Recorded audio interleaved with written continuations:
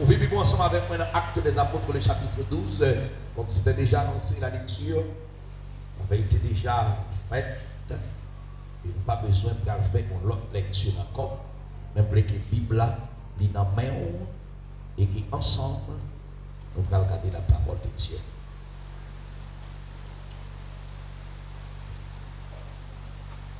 Dans le livre des Actes des Apôtres, la première chose à retenir, c'est que on a mentionné l'histoire d'un homme qui fait référence comme un monde qui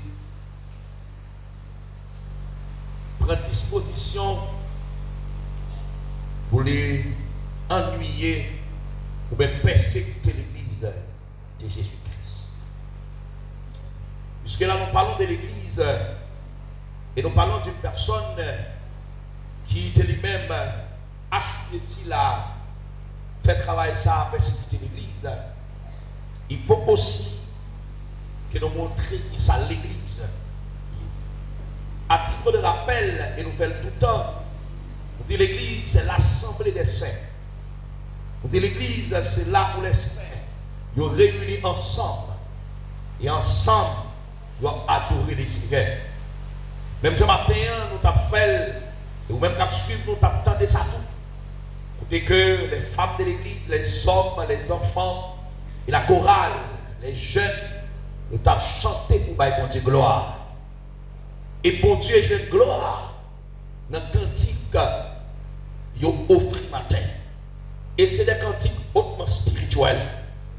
Maintenant, dans combien accord ça, puisque mon Dieu, j'ai une gloire la donne, et mon Dieu ne peut pas permettre que gloire lui passe en papier.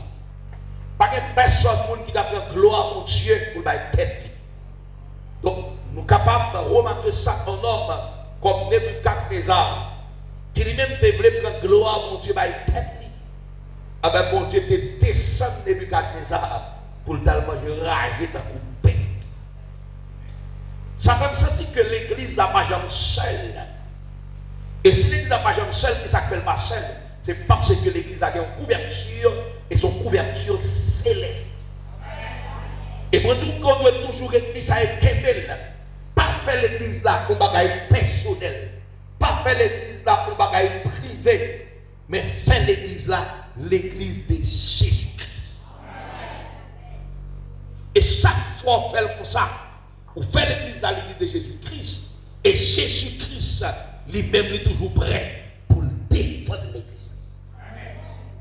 Qui dit tout ça, même aimé, pas que personne sur la terre, quelque grand qu'il soit un homme, quelle que soit la dimension, ou des présidents de la République, ou des sénateurs, ou même si des magistrats, des commissaires du gouvernement, des directeurs départementaux, pas personne qui a droit sur l'église Jésus-Christ. Et pas personne qui a crasé l'église Jésus-Christ. Et si vous mettez en tête pour craser l'église Jésus-Christ, Jésus-Christ a crasé au avant. Voilà la puissance de l'église, voilà la force de l'église, voilà l'autorité de l'église. Hérode, comme on a raconté ici, vers le même temps, le roi Hérode s'est mis à maltraiter quelques membres de l'église.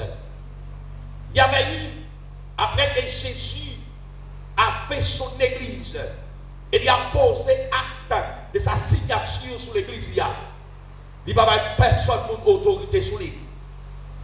Et puis il y a Hérode le grand-fils, comme je vous ai parlé dimanche dernier de Hérode le grand, là, nous avons Hérode le grand-fils, qui sont héritage des persécutions à l'église. Jacques, qui avait eu la mission de diriger l'église à Jérusalem, et qu'on y a ce dernier, ça donne justement à faire des bagailles qui dépendent de lui. Attendez bien l'église là. À faire des bagailles qui dépendent de lui, mais qui va faire des bagailles qui dépendent de cet esprit, mon Dieu. Et le fait que on diriger l'église là par les théories de l'homme, ou pas diriger par les théories de Dieu, on a toujours des difficultés. On a toujours des difficultés parce que c'est les théories de l'homme diriger, mais ce n'est pas la théorie que le Saint-Esprit baille. Et le fait que ce dernier, il laisse diriger peut-être par ses propres orgueils, pour montrer qu'il a une vertu cardinale, ils sont des gens qui ont pile connaissance, etc. Donc, il y a des côtés arrivés pour Dieu camper la garder. Parce qu'on montre qu'on est capable et puis le camper la garder. Qu'on y a Hérode pour plaire aux Juifs. Parce que les Juifs ont fait qu'on va jouer avec. C'est la Pâque. Quelle est Pâque?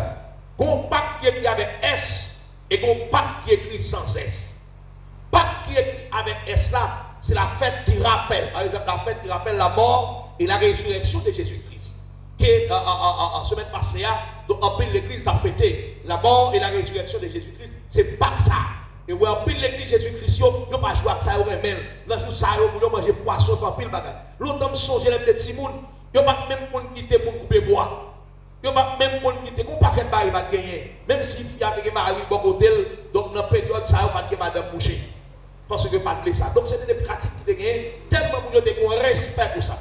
Eh bien, le peuple d'Israël, pour le songer, pour le rappeler, parce que le peuple a été captif, chaque fois que ça arrive, il ne va pas jouer avec elle. C'est pas qui écrit sans S. Pas qui écrit sans S là, c'est la fête qui rappelle la sortie du peuple en captivité en Égypte. C'est la fête qui rappelle la sortie du peuple de Dieu.